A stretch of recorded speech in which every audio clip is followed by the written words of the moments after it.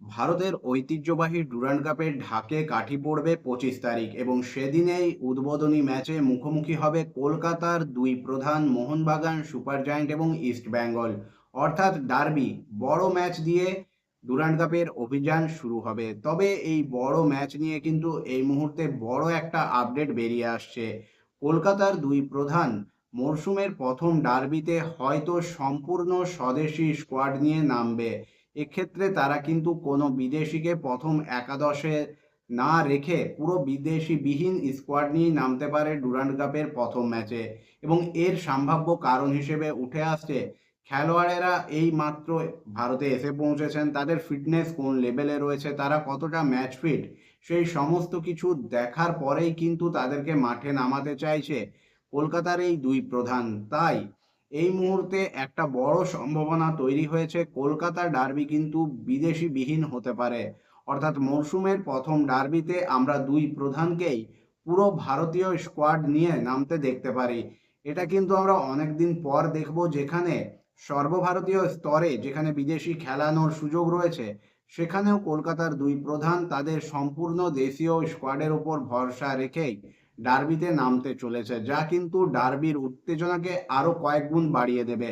এবং ভারতীয় খেলোয়াড়দের কাছে কিন্তু একটা দারুণ সুযোগ চলে এসছে যে ডার্বিতে নিজেদেরকে নিংড়ে দেওয়ার। অনেক ক্ষেত্রেই আমরা দেখেছি ডার্বিতে কিন্তু বিদেশিরা বড় একটা ফারাক গড়ে দেন। তবে এবার যে দলের স্বদেশি ব্রিগেড যত ভালো খেলবে চাপ সামলে, তারাই কিন্তু শেষ হাসি হাসতে পারবে।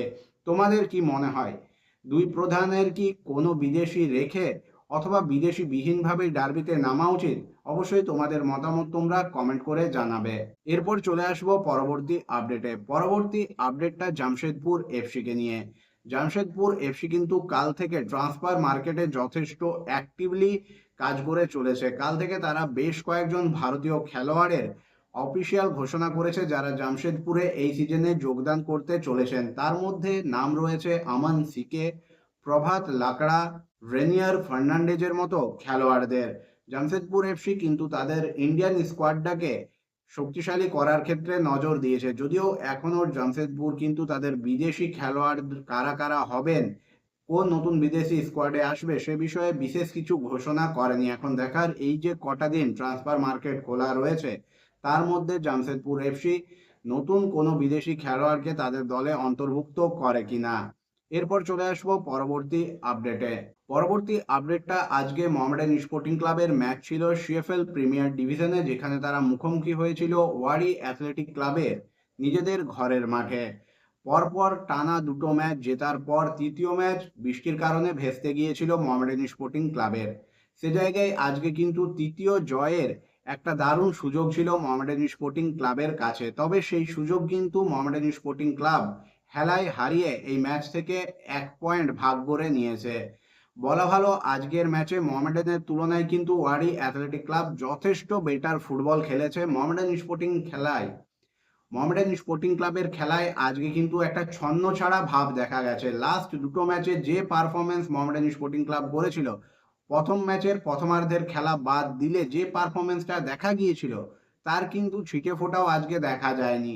প্রচুর মিসপাস, অহেতুক বল হারানো, অহেতুক শট নেওয়া এবং প্রথমে এগিয়ে গিয়েও আবারও গোল হজম করা, অর্থাৎ প্রতি ম্যাচে গোল খাওয়ার যে রোগ প্রথম ম্যাচ থেকে আমরা মোহামেডানের দেখেছি, তৃতীয় ম্যাচেও সেটা কিন্তু অব্যাহত থাকলো।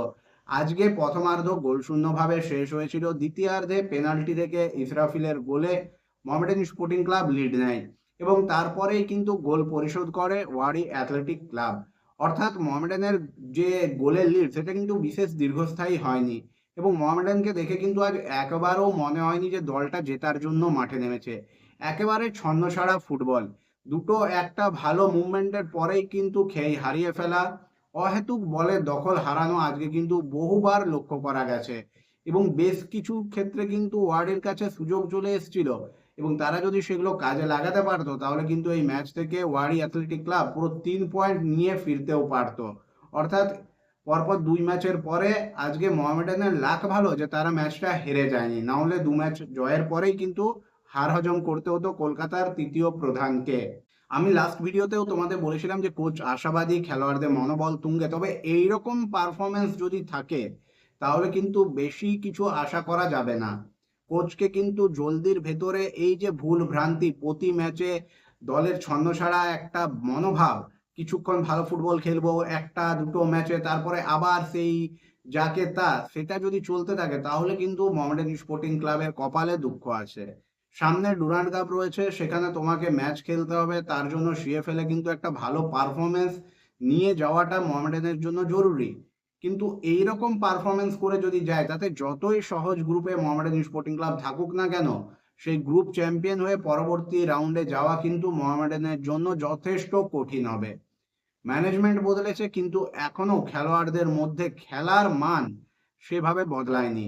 একটা ম্যাচে মোহামেডান দারুণ ফুটবল খেলে এবং তারপরে আমরা দেখি একেবারে একটা উল্টো ছবি। মানে প্রথম ম্যাচের বা লাস্ট ম্যাচের পারফরমেন্সের ছিটে ফোটাও দ্বিতীয় ম্যাচে দেখা যায় না মোহামেডানের। মানে একটা ধারাবাহিকতার স্পষ্ট অভাব এই দলটার মধ্যে কিন্তু আইএসএল এর সিজন থেকে চলে আসছে। দুটো আইএসএল সিজনে আমরা দেখেছি মোহামেডান স্পোর্টিং ক্লাবের সেই ডাউনফল। সেখানে আমরা দেখেছি একটা ম্যাচে মোহামেডান দারুণ খেললো, দুর্দান্ত ফুটবল খেললো, তারপরে আবার খেই হারিয়ে ফেলে, পয়েন্ট নষ্ট করা, পয়েন্ট হারানো, জঘন্য ফুটবল খেলা, সেটা কিন্তু ধারাবাহিকভাবে আজ 2 বছর যেমন চলছিল, এই ম্যাচে তা কিন্তু আবারও দেখা গেল। কোচের সামনে এখন কিন্তু একটা আলটিমেটাম চলে এসছে, সমর্থকেরাও কিন্তু এবার ধৈর্য হারাচ্ছেন যে দল যদি এইভাবে পারফরমেন্স করে সিএফএল এর ম্যাচে, তাহলে ডুরান্ডে বা আই লিগে কি পারফরমেন্স করবে। হ্যাঁ, সমস্যা অনেক রয়েছে, তবে যারা খেলছেন তারা কিন্তু অনেক দিন ধরে মোহামেডানের জার্সিতে খেলছে, তারা আইএসএল খেলেছে, তারা এর আগে সিএফএল খেলেছে, তাহলে তাদের কিন্তু জার্সির ভারটা বোঝা উচিত, তারা কোন জার্সি পরে মাঠে নামছে সেটাও কিন্তু বোঝা উচিত। এবং কোচেরও কিন্তু দায়িত্ব, এই যে ভুলভ্রান্তিগুলো প্রতি ম্যাচে হচ্ছে সেগুলোকে কিন্তু যত জলদি পারা যায় শর্ট আউট করা, নতুবা মোহামেডান স্পোর্টিং ক্লাব যে তিমিরে ছিল সেই তিমিরেই থাকবে।